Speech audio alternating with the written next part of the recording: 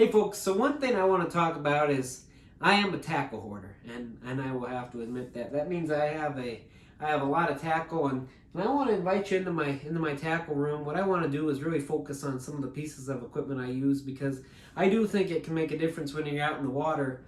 But one thing I really want to focus on is the room itself. So what some people may know, some people may not, is my apartment that I had originally been living in was destroyed in a rather large fire, and actually, as opposed to fire damage, we had about a foot of water in the apartment. And so what you see when you look at this room now is I've taken these things into effect, and it's something we never want to prepare for, these disasters, these accidents, whatever you want to call them, that can happen.